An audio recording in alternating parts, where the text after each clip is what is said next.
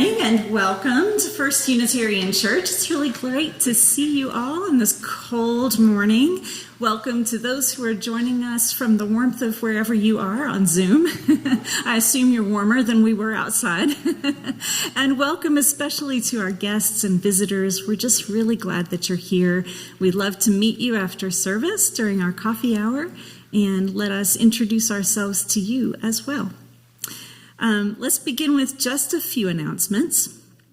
As we approach the deep of winter, it's hard to imagine that we are already looking towards summer, but that's how church works behind the scenes. And so we are looking for folks who are interested in helping plan our summer forum for this year.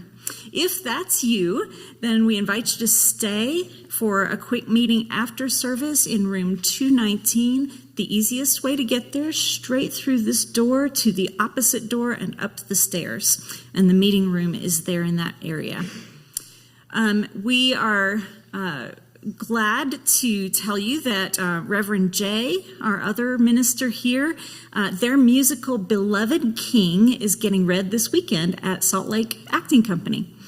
There are a few tickets left for today's dress rehearsal at 1 o'clock, as well as a shorter waiting list for tomorrow night's production.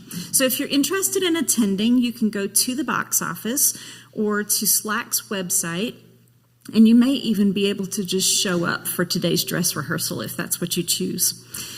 And finally, our environmental ministry is supporting a Great Salt Lake film screening, which is happening at the Cathedral of the Madeleine on Wednesday. There will be tabling at 6 o'clock, and the films start at 7. So we encourage you to head out for that on Wednesday. And you can learn more about it at the environmental ministry table after worship. That's my announcements for today. We put the business behind us and begin our worship together. I've brought you these words for our lighting of the chalice by Richard Fuchs. May the light of truth illumine our minds. May the spark of love set our hearts on fire. May the flame of freedom burn brightly within us, now and always.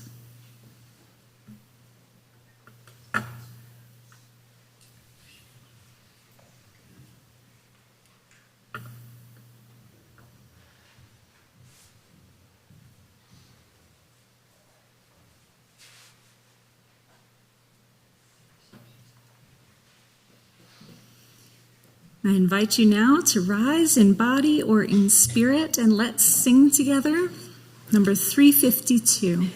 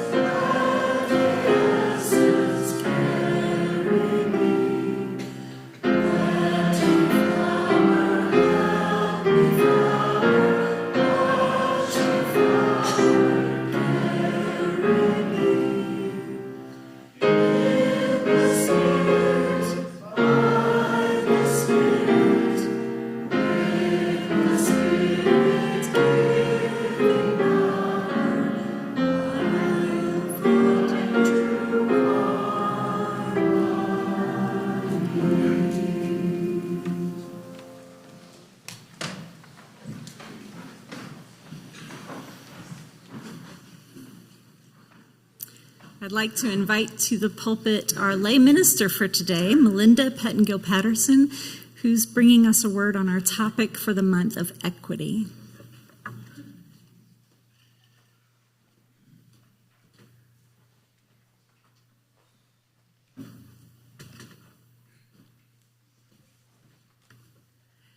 Good morning. I was 28 years old when I got pregnant with our first child. As a lifelong Mormon raised with the sole purpose of becoming a wife and mother, I'd spent a significant amount of time daydreaming about my future children. And as a newly converted feminist, I had also spent a fair amount of time considering how I would raise my children to reject the patriarchy, solve climate change, and establish universal health care for all. Building equality would be their main purpose. To accomplish the latter, I was certain that the 6-week-old baby growing inside me was a girl. Mostly because I was going to raise her the exact opposite way I was raised. She was going to be assertive, get a great education, and if she decided to get married and have children after she had eradicated the patriarchy and solved climate change, well, that was completely up to her. There would be no pressure from me. I spent weeks, even months, imagining this little girl. We even named her. We had a bib embroidered with her name on it. So you'll understand how shocked I was when I was looking at my baby in an ultrasound image 15 weeks later, and she was very clearly not a she. I literally began to cry, and then spent the next several days in a state of shock and grief that my little girl was not my little girl. She was, in fact, my little boy.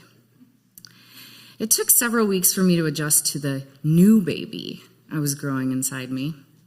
And it occurred to me that while the baby didn't have the anatomy I had imagined them having, I was actually perpetuating the same kind of inequality onto my unborn child as I had perceived my own parents had accidentally projected onto me. So I considered this idea of equality in raising children. What did it mean to foster equality for my baby? My understanding of equality at that time was make things fair, make things equal. So you better believe my boys were offered dolls as often as they were offered trucks. My boys played dress up and got to choose whatever costume they wanted, princess or pirate. My boys were known by their first names at our nail salon because they got manicures and pedicures as often as I did. Our motto was anything that's fun is fun for everyone. Nothing is for boys or for girls. As I aged in my career and also as a parent, I shifted my perspective somewhat to an understanding of developmental needs. Studying child development, I learned that in addition to needing to be fed, held, put to sleep, and kept alive, we each come into the world with some core attachment needs. These are psychological needs that are hardwired into our bodies. Our nervous system seeks these out from birth until death. In the psychology world, we call them the 5 A's, but I think they will probably sound familiar to all of us. We all come into the world wired to seek out attention. We physically need to be seen by others. Affection. We seek out and need love our whole lives. Acceptance. We want to know that we are okay in our own skin. Appreciation. What we contribute and do matters to someone. Allowing. I need to pave my own way in the world. Just ask any toddler or teenager. My youngest son's first strewn together sentence was, "Mama, you the boss of your own self, and I the boss of my own self." He's been reminding me of this daily ever since. The thing about these needs is that we first look to our parents for them. And while all parents meet some of these needs, no parent can meet all of them all the time. It can't be done. This is why, as a therapist, I have job security. But my job as a parent My job as a parent is to work with my child to meet his needs as often as I can, but ultimately, he needs my help the most in being able to identify his own needs, what they feel like, what they look like, who is capable of assisting with these needs and who's not at different times, so that throughout his life, he will have the capacity and awareness to take this job on for himself. My boys don't get their needs met in the same ways.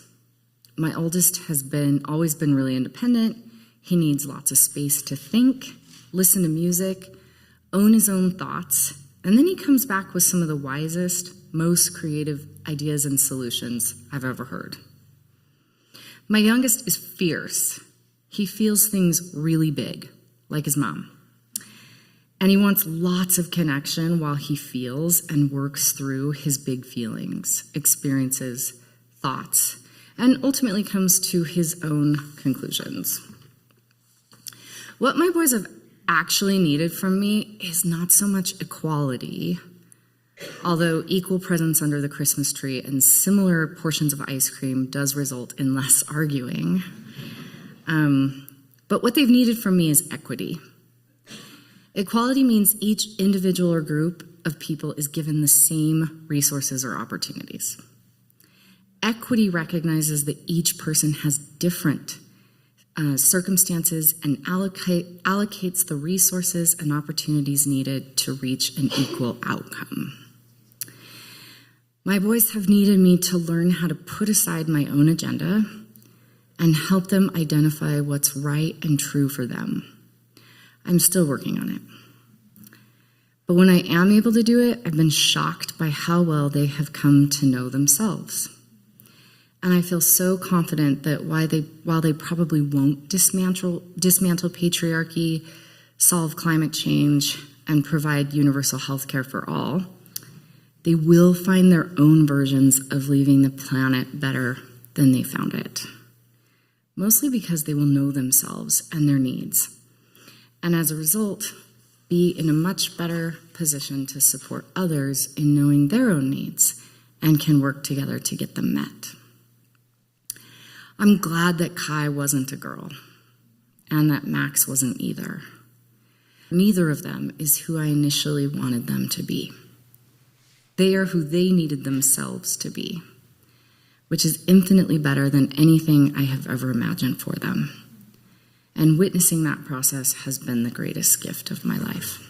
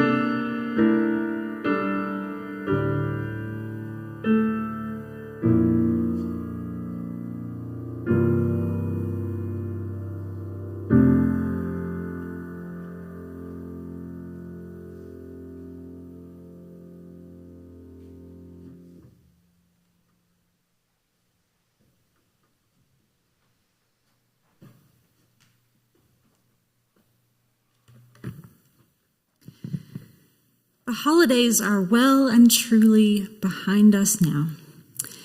And for those of us who don't ski or celebrate Valentine's Day in any kind of big way, we now face a few months of simple times. Deep cold, the quiet hush of snow, early sunset, and bleak stars shining in a black sky as our hemisphere is angled toward the reaches of space. In the mornings, I like to sit right by the window in my living room and soak up the early morning sunlight while I read the headlines. Even better if it's snowing.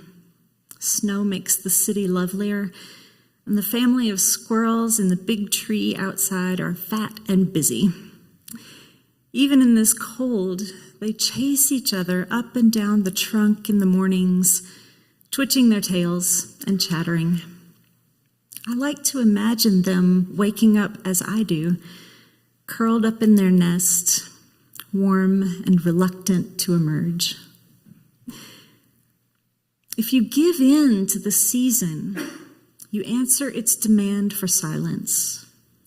The snow and the stars insist upon it. It's hard to make a loud noise when it's snowing. Even children playing in the snow can't really break the hush. They seem to be playing inside a room next to you or inside a snow globe. The human world is a noisy place right now. So many demands on our attention, so many threats and threats of more threats. So many things on our to-do lists, we wonder if we will ever get a break. Well, I invite you to take a break right now. Let yourself have this. Gaze out the window if you wish. Draw on the warmth of your own heart. I'll hold the space for you. Let peace descend on you like falling snow, just for this moment.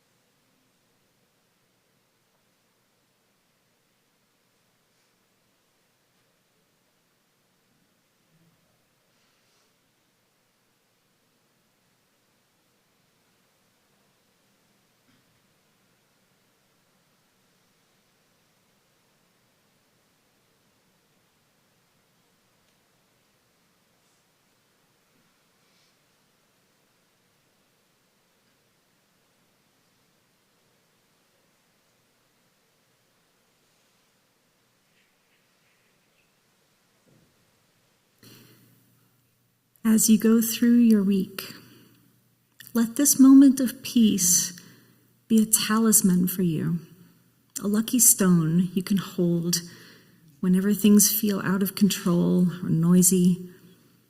Let the cold and the stars be your protection. Amen.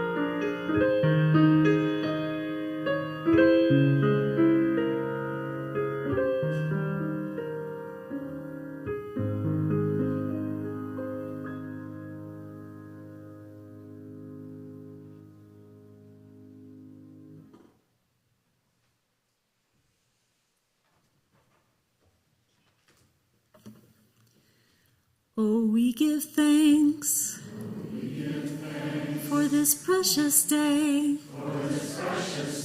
for all gathered here, and those far away, for this time we share, in love and care. Oh, we give thanks for this precious day. At this time in our service, we pause to share with each other, take time to greet those around us, say hello, and also share the generosity that keeps our community going. I encourage you to give generously if you're able. You can also use the QR code in the seat in front of you to share with our congregation what you have to offer today. Thank you.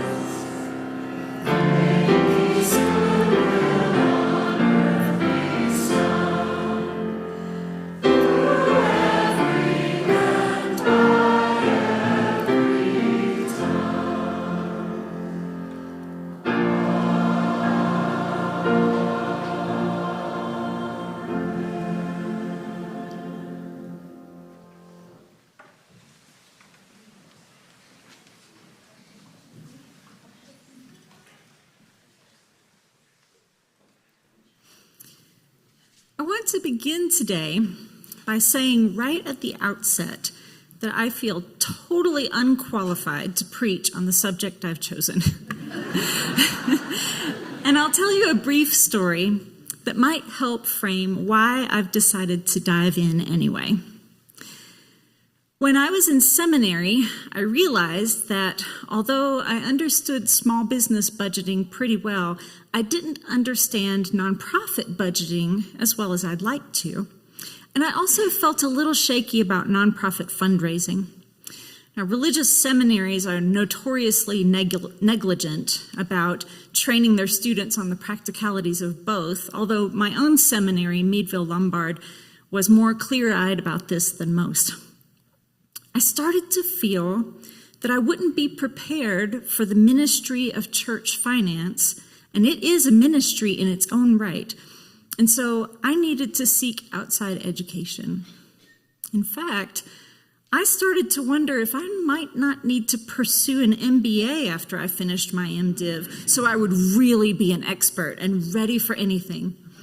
Then I started thinking about the other things that seminary had not prepared me for.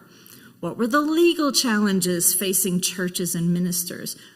Maybe I need some legal education as well. And on my anxious little mind went, spinning out all the potential education I would need to be the most qualified minister ever. But the very thought of another 3 or 4 years of being in school was overwhelming. As much as I enjoyed seminary, I was getting tired of school and I wanted to be working again. And then one day it hit me. I do not need to know everything. I only need to know everybody. First of all, this is exactly why ministers get professional development funds, right? Because no seminary can teach every minister everything they need to learn.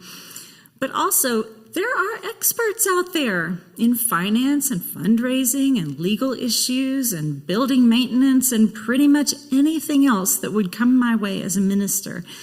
And at least some of these experts are likely to be in my congregation and want nothing more than to offer their talents in service.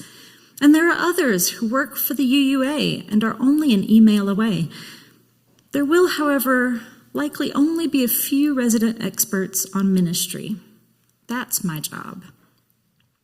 It's true that most ministers these days are also executives, for better or worse, and we must have some expertise in the executive functions of running a church. But the most important specialized function that we have is to minister, to model deep listening, to guide ethical decision-making, to protect boundaries, to safeguard tradition while pointing toward the future, to articulate values, to inspire hope. From there, ministry is a team sport. Maybe this is a good lesson for anyone, but especially those of us who are new to a profession. It's important to know your craft, but it's at least as important to gather your people. As the proverb says, we go faster alone, but we go farther together.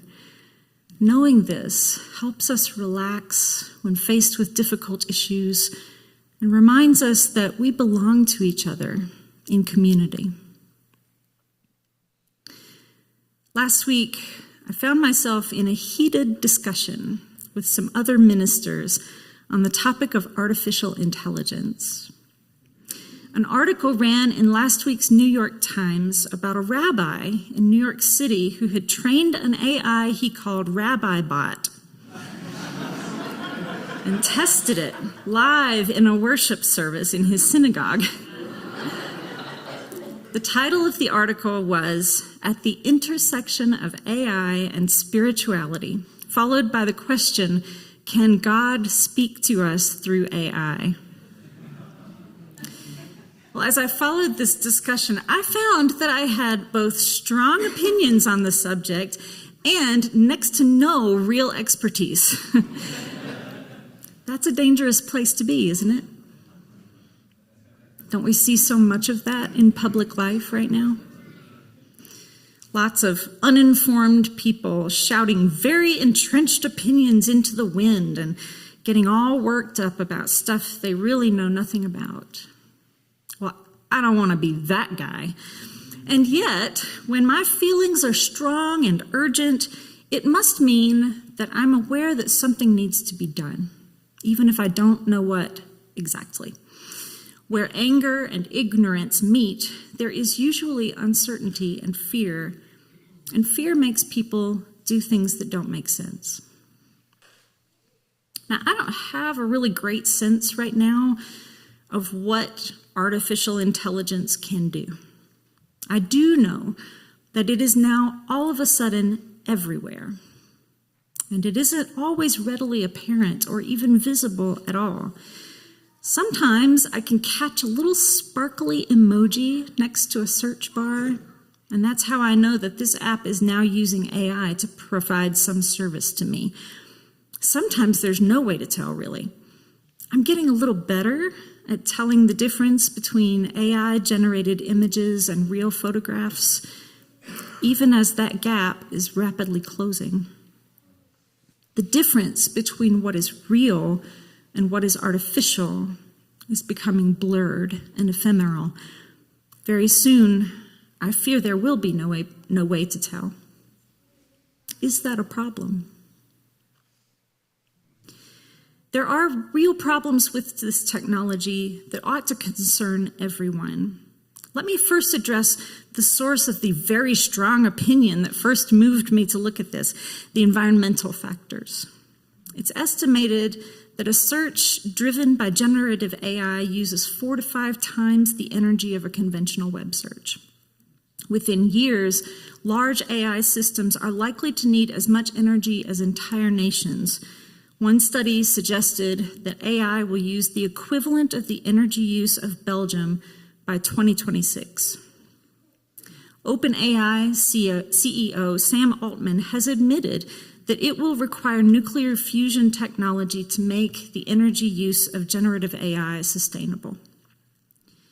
Then there's the use of fresh water, usually municipal water, used to cool the server farms that power these technologies. One preprint suggests that globally, the demand for water for AI could be half that of the United Kingdom by 2027. At a time when over 40% of the aquifers in the United States have hit all-time lows, and courts are filling up with lawsuits over states' battles over water rights, this is no time to be increasing fresh water use to rival that of whole nations. And there are other hidden costs. Internet platforms are the training grounds for large language learning models and image generators, two of the most prominent forms of artificial intelligence now in use.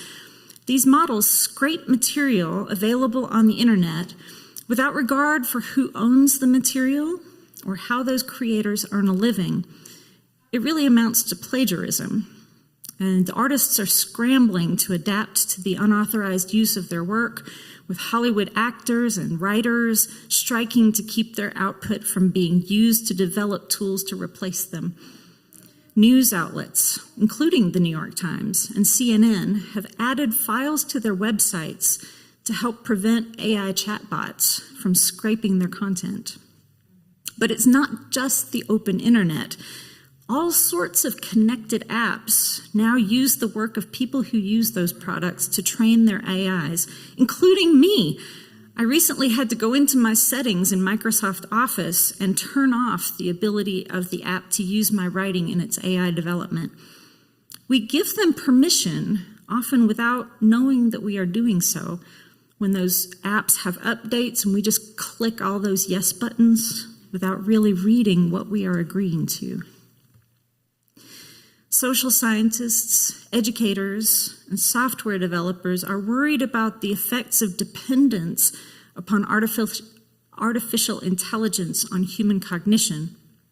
Studies are beginning to show that students who rely on these tools to complete assignments fail to develop the neural pathways for complex and creative thinking, which could result in a diminished workforce of the future. And there are terrifying implications for democracy and human rights. Deepfake technology, which uses artificial intelligence to mimic public figures and distort real events, are already influencing the global public. A populace too busy to follow politics regularly, trained to react to what is urgent and controversial, and open to conspiracy, is easily swayed by false information, leaving us even more vulnerable to bad actors.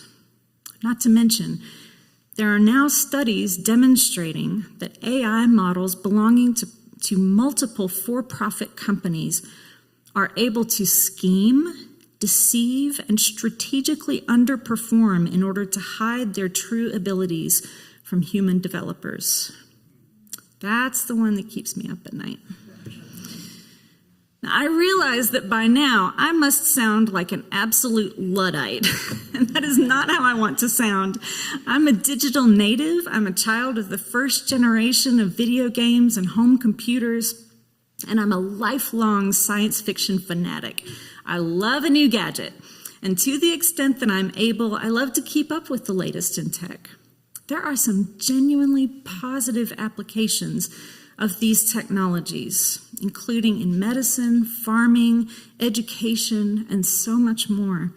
So I don't want to sound like the person who 40 years ago complained about kids using calculators, or 500 years ago about people having access to print. But very few people really understand these technologies, which have now been unleashed upon the public. And I think that the tech companies are counting on that the layperson doesn't know how it works and therefore won't speak up until it's too late and adaptation is inevitable. Elected officials have already signaled that they will wait until there's a catastrophic event to regulate AI, partly because they generally don't understand the technology, so they're afraid to craft clumsy regulation that will have to be remade later on. So we need to decide now what values are important to us as individuals and as a common body of humanity to face with courage the world that is coming quickly and is even now upon us. So here are some of the questions that I'm asking myself, and maybe you'll find some of them useful as well. The first one is one I learned from my teenager, which he learned from a teacher at school. Are you using or scrolling? It's a question best asked when engaging with social media, one of the nearest sites of AI for most of us. How willingly do I resign my attention? And when I do, am I really free? Am I in possession of myself? Am I doing with my life what I really want to be doing? Or is there something else I'd rather do?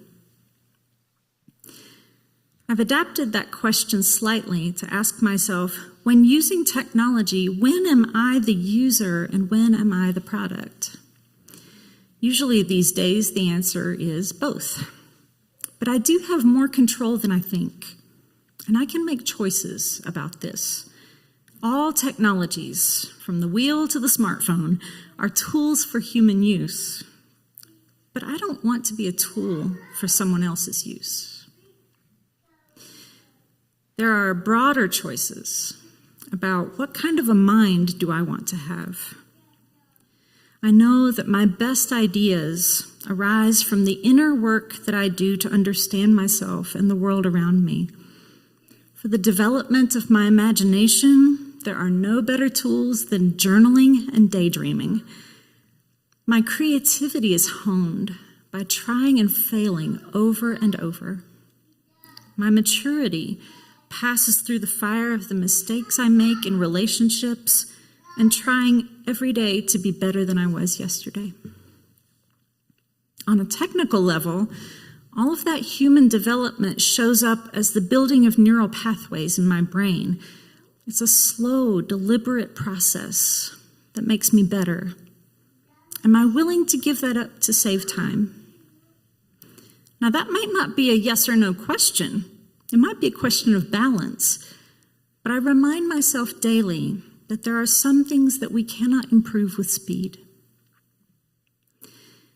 I'm asking myself, if I seek to make my life as energy efficient as possible, if I want to leave a beautiful, sustainable world for my great-grandchildren, when is it ethical to use AI-enhanced tools? To find a tumor and save a life? Yes.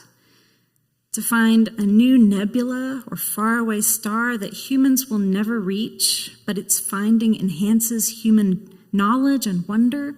Maybe, probably. To save a few minutes on an assignment? I'm thinking probably not.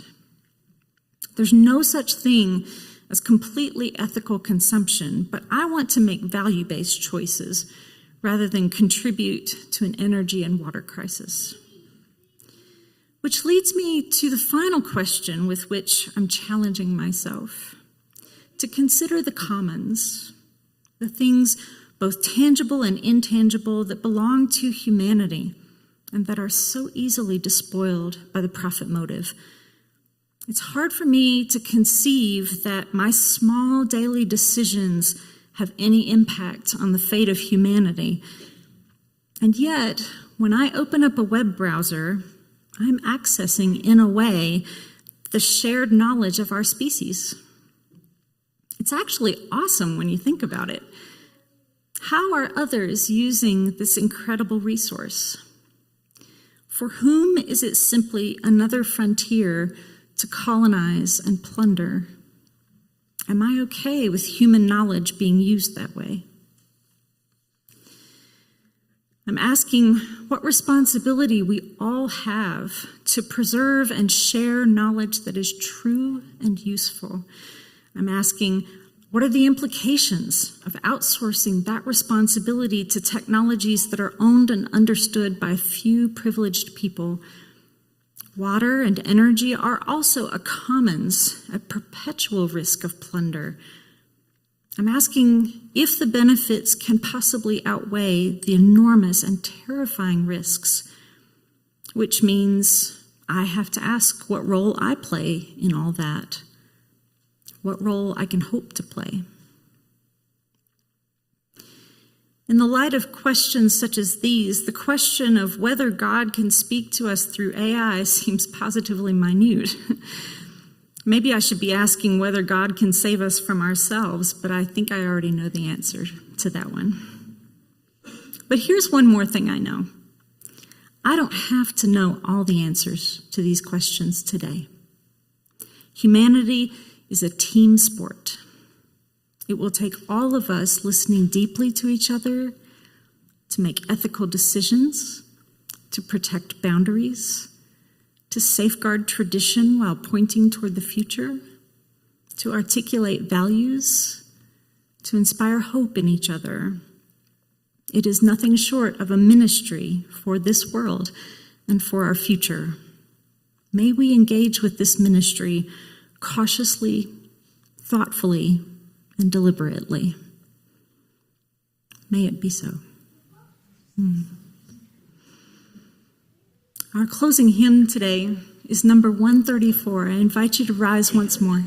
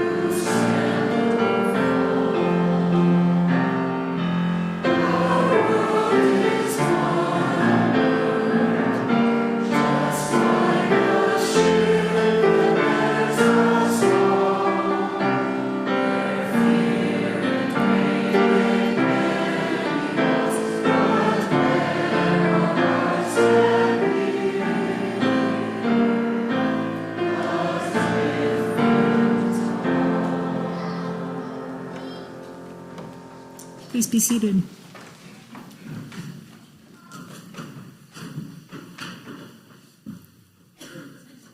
May we welcome the future with wonder, safeguarding the best of the present, learning from the past, creating the world we long for, starting within our own hearts. May each step we take be a step taken with intention toward that longed-for future. Amen.